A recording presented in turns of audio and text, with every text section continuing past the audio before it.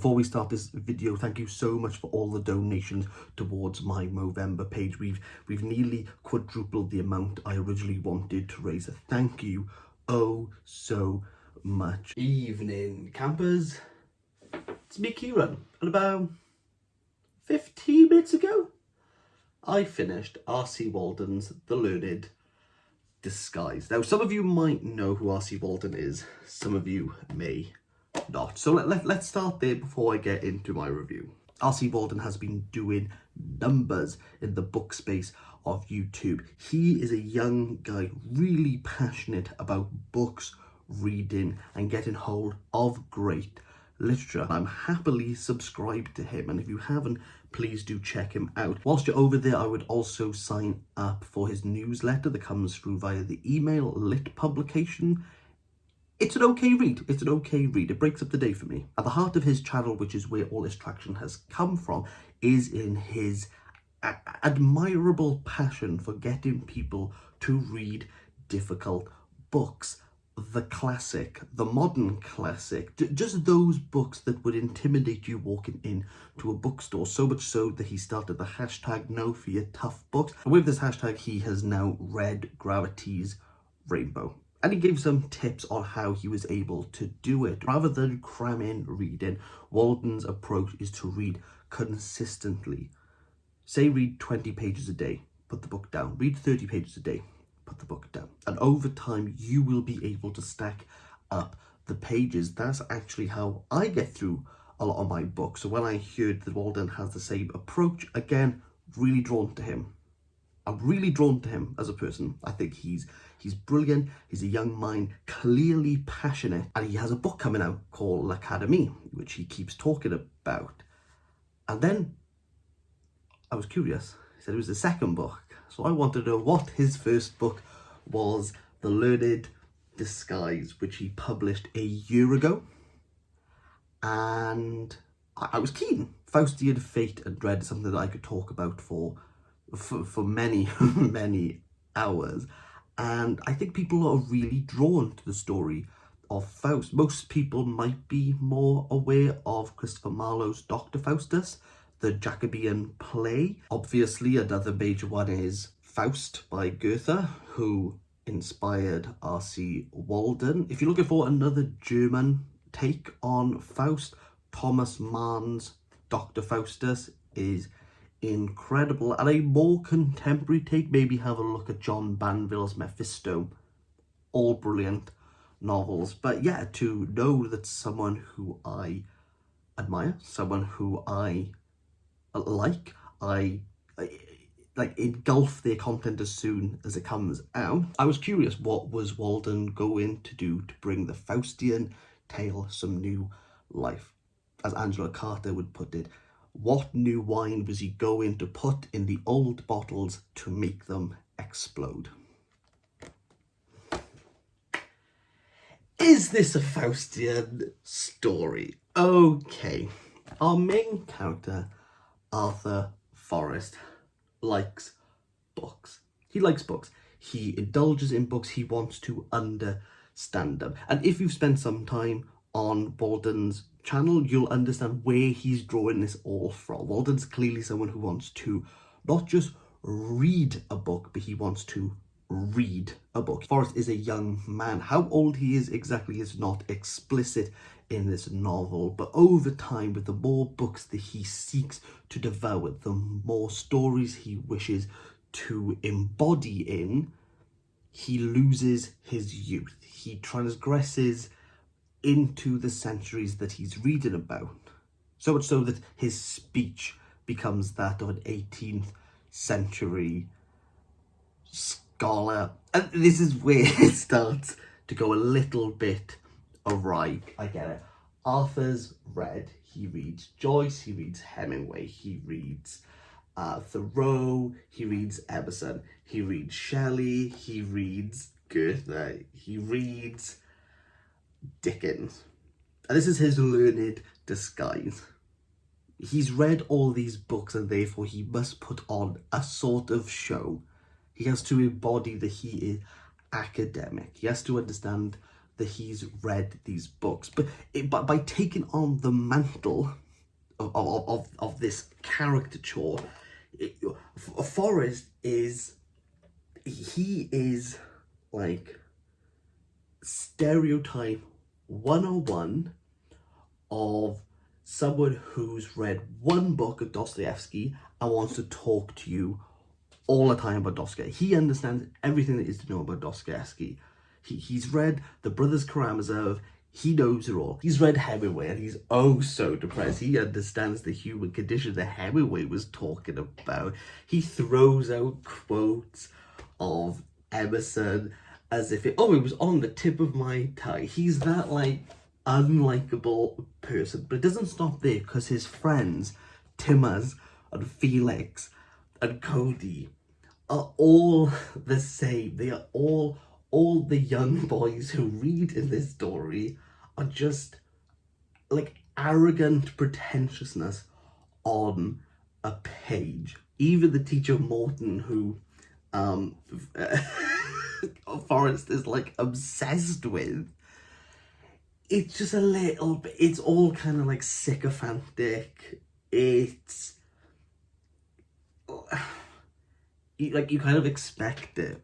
And this is the thing, like all these characters are 2D. I'll tell you the absolute horror of this. Actually, no, they're not even the horror. Like, we haven't even got onto the horrendous part yet. How Walden writes women is poor. Poor. Gretel, Vader are just the most 2D stock image women you can think of. Like, towards the end of the book, like, just to give like a really good example, they go to Gretel's new apartment and the first thing they say are, "Wow, Gretel, you've treated this place quite well. Like, oh, you're a woman, you can tidy up and keep things in a nice order."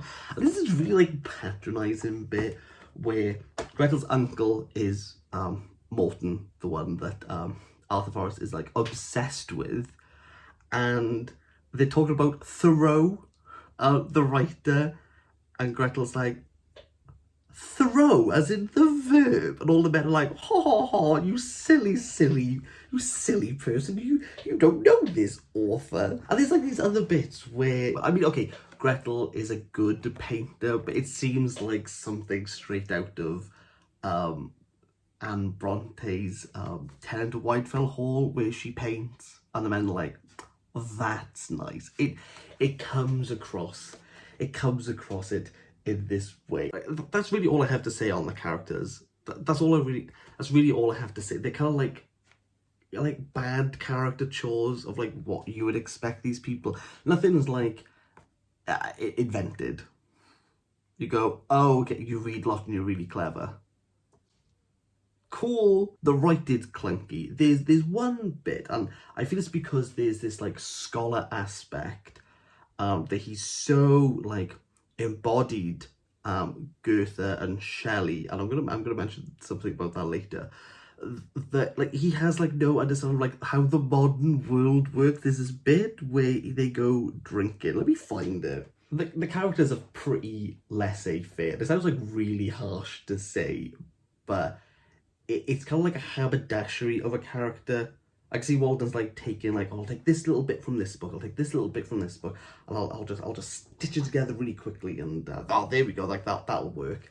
And because Arthur Forrest is reading all these old texts, like it feels as though he's just alienated to the modern world. Like, this is like a drinking scene in a bar, and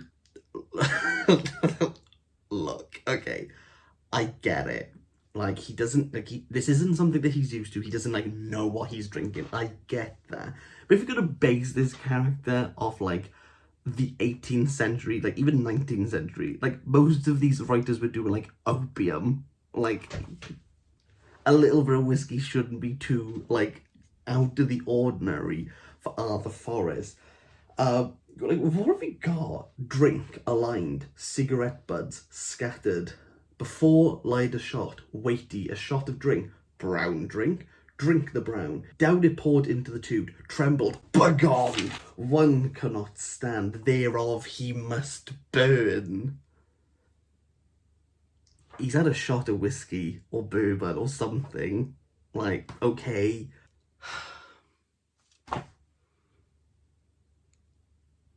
It's like tiring. It sounds like I'm being like really petty, pedantic, and like cruel on purpose. I'll let you know, I really wanted to like this. But there are some things that are so unforgivable in a book that I can't let it go. I understand time, effort, and dedication has gone into this. The RC Walden's like put effort into this, and he's produced it, he created the cover, he's done it all. I'll tell you one thing he didn't do while creating a 18th century scholar type crap character is that by basing it all in the 18th century, he forgot that in the 21st century we have this thing called spell check. And it's, okay, I'm going to go through my top 5 moments of pure frustration over spell check. Number 5, on page 77, Van Gogh or Van Gogh, however you want to say his name, is spelled incorrectly. Like a really famous painter spelt incorrectly. Page 90, Felix greets Arthur in German with "Wie geht's, how are you?" But the German is spelled, you guessed it, incorrectly.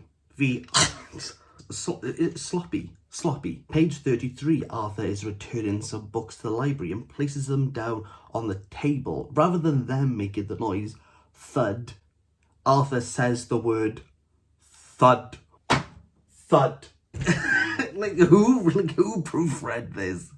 Who proofread this? Because it pressed no one's eyes, clearly. Number 2, and this would especially hurt personally because I think Mary Shelley is a fantastic author and her husband Percy Shelley is the best poet of the English language, in my opinion, completely. On page 19, the last name is spelt incorrectly.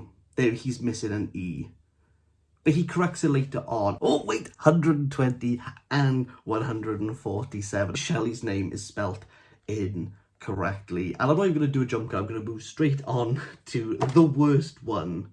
Page 9, aka the first page. Also, this one is the first goddamn sentence in the book. May I offer some thought? With no question mark. May I offer some thought? I don't know.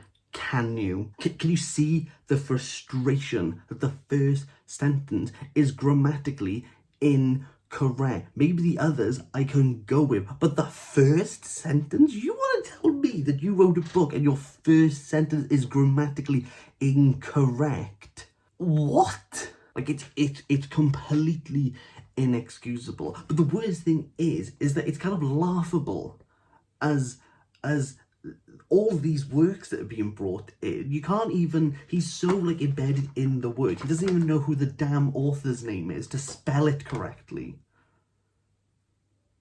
Like, I'm not trying to say I expected more, but based on your channel, you should know how to spell Van Gogh and Shelley.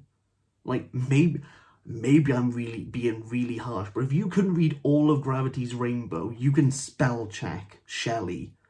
Also, another thing, and this was page 51, another aspect of, I don't think you read over what you wrote. To give a bit of context, Arthur's going to be playing the piano, he plays Mozart, and it's really good, but the teacher he's like sycophantically like besotted with says, oh, you played it with nostalgia, you didn't play it as it was meant to be played.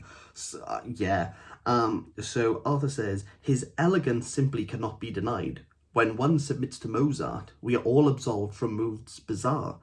And the response is, wow, Arthur, it rhymed. Now, Mr. Walden, but there is no way you can tell me that the 2 words, and I suspect you were talking about, that you rhymed are Mozart and bizarre. I know I have a thick accent, but there's no, you are force rhyming Mozart and bizarre. The only way you could do it is by taking off the T in Mozart and bizarre, which sounds really like patronizing, but the fact that you've spelled Van Gogh wrong, like it feeds into this, like, what am I even reading joke. Absolute.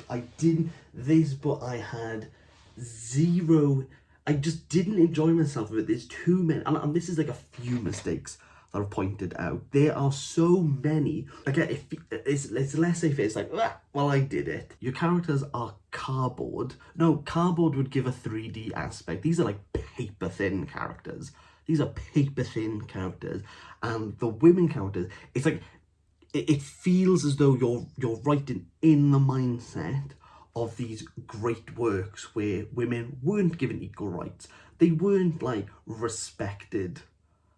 Like, it feels as though you're, like, really feeding into this, like this literary canon that did kind of, like, push women to the side. Like, is that the point?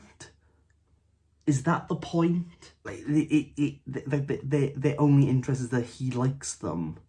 That's their purpose, is for him to talk about love, which he doesn't really, like, even, he doesn't even, like, ascertain the thought that, like, he loves it. He just likes them, and he's, like, a little bit besotted. It was trash. It was trash from the first sentence, and even the last pages were a bit crap.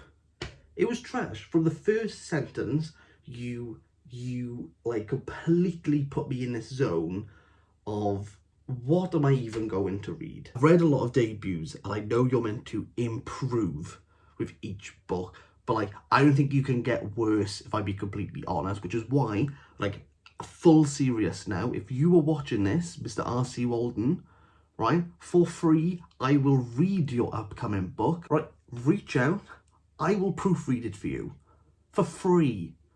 I'll read it for free. I'm happy to provide that service. Like, I will work it into my schedule, because you cannot publish another book like that. You can't. It's not even like credible. It's like, it's beyond. And that's why I'm giving this a 0 out of 10. Which is a shame, because I like you. I like your stuff. I think, like, you're really switched on. But by God, what an awful story. I'll just let you know, even if he doesn't reach out, I'll be reviewing L'Academy. I'll spend my hard-earned dollars like I did that one, and I'll review it. But please let me help, as the only person who's reviewed the book online. Please let me help you. It's free. What could possibly go wrong?